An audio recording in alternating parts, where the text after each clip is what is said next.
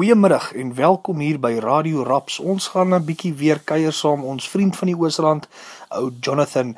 Hy was hier afgelope naweek bietjie by H2O. Jonathan, vertel ons bietjie meer, wat is hierdie H2O? Lekker Ruby. Wel, is bietjie van 'n kakvraag. H2O is maar water. Goed, dankie Jonathan. Dat ek 'n bietjie meer spesifiek is, wat hierdie H2O, wat behels dit? Wat is die kleredrag?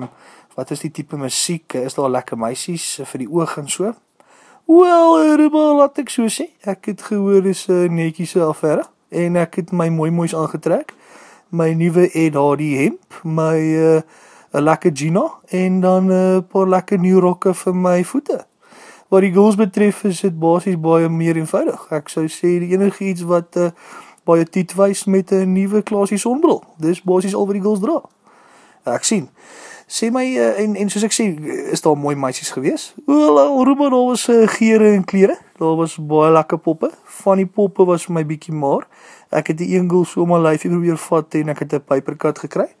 En van die poppe was weer lekker flippend dik. Ek het daar so 'n dikkietjie gehad en ek wou met haar dans en ek het een keer saam aan die ronde gesprint toe die bloody liedjie klaar.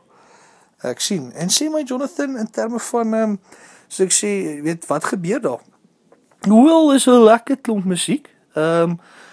Lekker wat bietjie pumping. Shit was pumping. En dan staan die mense maar daar en trap die gras dood op die maat van die musiek. En that's about it. Hulle dra goedjies wat reflekteer en dra, ek sien baie belangrike party van hulle is bang hulle raak weg. Dan het hulle 'n vletjie of twee in die mond en dan as hulle wegraak kan hulle neem mekaar net vleit, dan sal hulle weer gevind word. Die musiek, ek weet nie wat luister jy in jou Ruben, maar die meeste en diepste woorde wat ek kon uitvind was die volgende.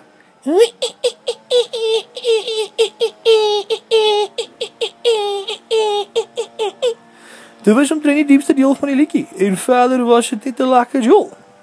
Dis fantasties. Sê vir my, Jonathan, in terme van, weer is nou soos 'n tipe van 'n ryfding neem ek aan, was daar manne wat jy dalk 'n bietjie ietsie anders gebruik het as drank? Wel, Ruben, ek was 'n bietjie onder die invloed, soos ek sê.